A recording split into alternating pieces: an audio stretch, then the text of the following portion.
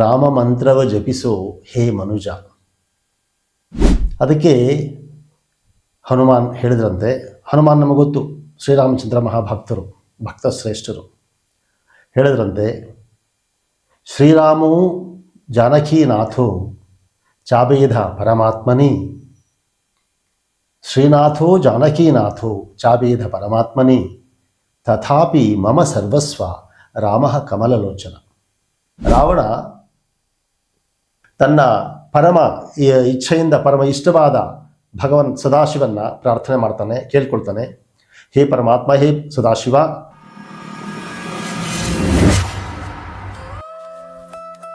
ನಮಸ್ಕಾರ.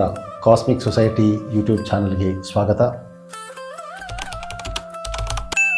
ಯಾರ ನಾಮವು ಜಪಿಸಿದಾಗ, ಧ್ಯಾನ ಮಾಡಿದಾಗ, ಪುನರುಚ್ಛಿಸಿದಾಗ ನಮಗೆ ಈ ಜನ್ಮ ಮತ್ತು ಭವಿಷ್ಯತ್ತು ಸಹ ಜನ್ಮ ಜನ್ಮಾಂತರಗಳು ಮುಕ್ತಿ ಸಿಗತ್ತೆ.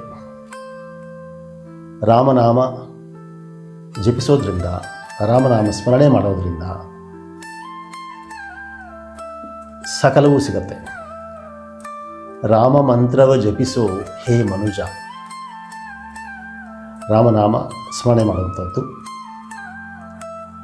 ರಾಮ ಅಂದರೆ ಯಾರು ಅನ್ನೋದು ನಮಗೆ ಗೊತ್ತಿದೆ. ಆದರೆ ರಾಮನ ಬಗ್ಗೆ ಇವತ್ತು ಒಂದೆರಡು ವಿಷಯ ಒಂದಷ್ಟು ಮಾತಾಡೋಣ. ಅದ್ರ ಮುಂಚೆ ರಾಮನ ಒಂದು ಚಿಕ್ಕ ಕಥೆ ಹೇಳಿದಾಗ, ರಾಮನ ಮಹಿಮೆ ಏನು ಅಂದಾಗ, ಆವಾಗ ರಾಮ ಅಂದರೆ ಏನು ಅಂದರೆ ನಮ್ಗೆ ಸ್ವಲ್ಪ ಇನ್ನೂ ಜಾಸ್ತಿ ಅರ್ಥ ಆಗೋದಕ್ಕೆ ಅನುಕೂಲ ಆಗುತ್ತೆ. ಮಹರ್ಷಿ ನಾರದರು ಹನುಮಾನ್ ಕೇಳಿದ್ರಂತೆ, ನೀನು ಯಾವಾಗಲೂ ರಾಮ ರಾಮ ರಾಮ ರಾಮ ಅಂತೀಯ, ನಾರಾಯಣ ಅಂತ ಯಾವತ್ತೂ ನೀನು ಹೇಳಲ್ಲ, ಬರೀ ರಾಮ ಅಂತಾನೆ ಹೇಳ್ತೀಯ, ಯಾಕೆ ಅಂತ. ಅದಕ್ಕೆ ಹನುಮಾನ್ ಹೇಳಿದ್ರಂತೆ, ಹನುಮಾನ್ ನಮಗೆ ಗೊತ್ತು, ಶ್ರೀರಾಮಚಂದ್ರ ಮಹಾಭಕ್ತರು, ಭಕ್ತ ಶ್ರೇಷ್ಠರು. ಹೇಳಿದ್ರಂತೆ, ಶ್ರೀರಾಮೋ ಜಾನಕೀನಾಥೋ ಚಾಬೇಧ ಪರಮಾತ್ಮನಿ, ಶ್ರೀನಾಥೋ ಜಾನಕೀನಾಥೋ ಚಾಬೇಧ ಪರಮಾತ್ಮನಿ, ತಥಾಪಿ ಮಮ ಸರ್ವಸ್ವ ರಾಮ ಕಮಲಲೋಚನ. ನನಗೆ ಗೊತ್ತು, ನಾರಾಯಣನಿಗೂ ಮತ್ತು ರಾಮನಿಗೂ ಮಧ್ಯದಲ್ಲಿ ಏನೂ ವ್ಯತ್ಯಾಸ ಇಲ್ಲ. ಆದರೆ ನನಗೆ ರಾಮನೇ ಸರ್ವಸ್ವ.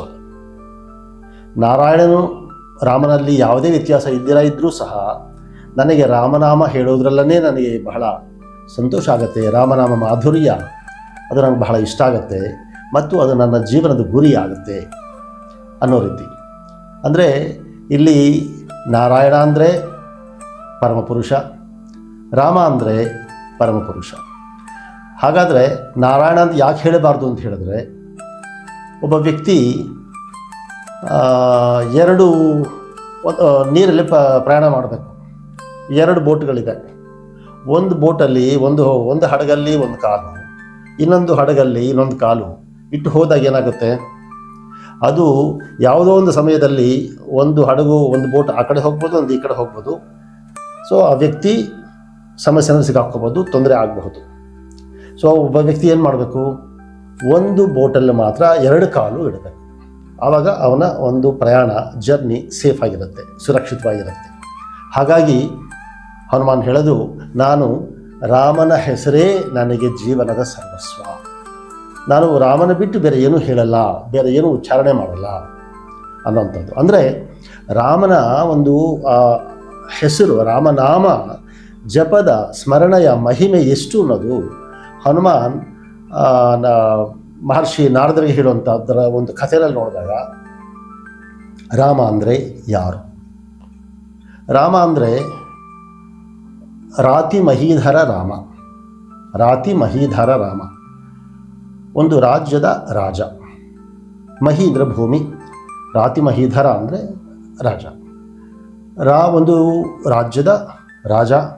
ನಾವು ಹೇಳ್ತೀವಿ ರಾಮರಾಜ್ಯ ಅಂತ, ಆ ರೀತಿ ರಾಜ. ಎರಡನೆಯ ಅರ್ಥ ರಾಮನ ಹೆಸರಿಗೆ ರಾವಣಸ್ಯ ಮರಣಂ ರಾಮಃ, ರಾವಣನ ಮರಣ ಮಾಡುವಂಥವನು. ರಾವಣ ಅಂದರೆ ರಾಕ್ಷಸ, ದಶಕಂಠ ಅನ್ನೋದು ಗೊತ್ತಿದೆ ನಮಗೆ. ಆದರೆ ರಾವಣ ಅಂದರೆ ಈ ದಶಕಂಠ ಅಂತ ಹೇಳಿದಾಗ ರಾವಣ ಅಂದರೆ ಒಂದು ದೈತ್ಯ ರಾಕ್ಷಸ ಮನಸ್ಥಿತಿ ಇರುವಂಥವನು. ದಶಕಂಠ ಅಂದರೆ 10 ಕಂಠಗಳಿರುವಂಥದ್ದು. ಈ 10 ಕಂಠಗಳು ಅಂತ ಹೇಳೋದು ಒಬ್ಬ ಮನುಷ್ಯನ ವೃತ್ತಿಗಳು. ಆ 10 ಮುಖಗಳನ್ನು ಸಹ 10 ವೃತ್ತಿಗಳು, 10 propensities directing the person towards external world. So ಹಾಗಾಗಿ ಅದು 10 ಮುಖಗಳು. ಈ 10 ಮುಖಗಳ ದಶಕಂಠ ರಾವಣನ ಸಂಹಾರ ಮಾಡುವಂಥದ್ದು ರಾಮನಿಗೆ ಮಾತ್ರ, ಶ್ರೀರಾಮಚಂದ್ರನಿಗೆ ಮಾತ್ರ ಆಯಿತು. ಹಾಗಾಗಿ ರಾವಣಸ್ಯ ಮರಣಂ, ರಾವಣನಲ್ಲಿ ರಾ ಮತ್ತು ಮರಣದಲ್ಲಿ ರಾಮ ಅಂತ ಹೇಳಿದಾಗ ಆ ದುಷ್ಟ ಶಕ್ತಿಗಳನ್ನು ನಿರ್ಮೂಲನೆ ಮಾಡಿ ಶಿಷ್ಟ ರಕ್ಷಣೆ ಮಾಡುವಂಥವನು ರಾಮ. ಇದು 2ನೇ ಅರ್ಥ. 3ನೇ ಅರ್ಥ, ರಾಮ ಅಂದರೆ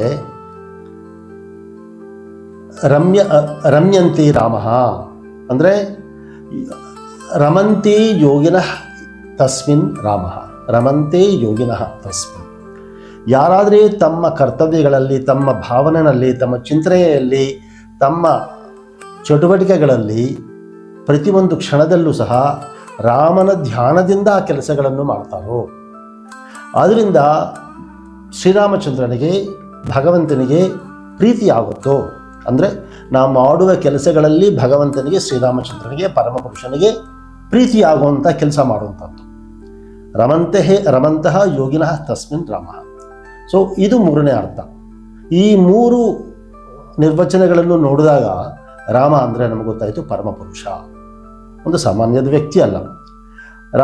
ನಾವು ರಾಮನನ್ನು ನೋಡಿದ್ದು ಒಂದು ರಾಜನ ಥರ ನೋಡಿದ್ವಿ. ರಾವಣನ ದುಷ್ಟಶಕ್ತಿಗಳು ನಿರ್ಮೂಲನೆ ಮಾಡೋಂಥವನು ಸಹ ನೋಡಿದ್ವಿ. ಅದೇ ರೀತಿ ಪರಮಪುರುಷನು ಸಹ ಆಗಿ ನಾವು ನೋಡಿದ್ವಿ. ಹಾಗಾಗಿ ರಾಮನಿಗೆ ನಾವು ಯಾವುದೇ ಒಂದು ಕಂಪ್ಯಾರಿಸನ್, ತುಲನೆ ಮಾಡೋಕ್ಕಾಗಲ್ಲ. ಇಲ್ಲಿ ನಾವು ಅರ್ಥ ಮಾಡ್ಕೊಳ್ಳೋದೇನು ಅಂತ ಹೇಳಿದ್ರೆ, ನಾವು ಯಾರ ಸ್ಮರಣೆಯಿಂದ ನಮ್ಮ ಜೀವನ ಧನ್ಯವಾಗುತ್ತೆ, ನಮ್ಮ ಜೀವನದ ಇಹ ಮತ್ತು ಪರಲೋಕ ಎರಡಕ್ಕೂ ಸಹ ನಮ್ಮ ಒಂದು ಯಶಸ್ಸು ಪಡಿಬೇಕಾದ್ರೆ ನಾವೇನು ಮಾಡಬೇಕು ಅಂತ ಹೇಳಿದ್ರೆ, ಆ ಪರಮಪುರುಷನ ಯೋಚನೆಯಲ್ಲಿ, ಭಾವನೆಯಲ್ಲಿ, ಆಧ್ಯಾತ್ಮಿಕ ಜೀವನದಲ್ಲಿ, ಅವನ ಸ್ಮರಣೆಯಲ್ಲಿ ನಾವು ಸಮಯ ಕಳೆದಾಗ ಅದು ನಮ್ಮ ಇಹವೂ ಧನ್ಯವಾಗುತ್ತೆ, ಪರವೂ ಸಹ ನಮಗೆ ಒಂದು ಮುಕ್ತಿ ಮೋಕ್ಷ ಪ್ರಾಪ್ತಿಸುವಂಥದ್ದು ಆಗುತ್ತೆ. ವೈದೇಹಿ ಸಹಿತಂ ಸುರೇಧ್ರುಮತಲೆ ಹೈಮೇ ಮಹಾಮಂಟಪೆ ಮಧ್ಯೆ ಪುಷ್ಪಕಮಾಸನೆ ಮಣಿಮಯೇ ವೀರಾಸನೆ ಸುಸ್ಥಿತಂ ಅಗ್ರೇ ವಾಚಯಿತಿ ಪ್ರಭಂಜನಸುತೆ ತತ್ವಂ ಮುನಿಭ್ಯಃ ಪರಂ ವ್ಯಾಖ್ಯಾಂತಂ ಭರತಾಭಿಃ ಪರಿವೃತಂ ರಾಮಂ ಭಜೇ ಶ್ಯಾಮಲಂ. ಧನ್ಯವಾದಗಳು. ಕಾಸ್ಮಿಕ್ ಸೊಸೈಟಿ ಜೊತೆ ಪುನಃ ಮತ್ತೊಮ್ಮೆ ಭೇಟಿಯಾಗೋಣ. ನಮಸ್ಕಾರ.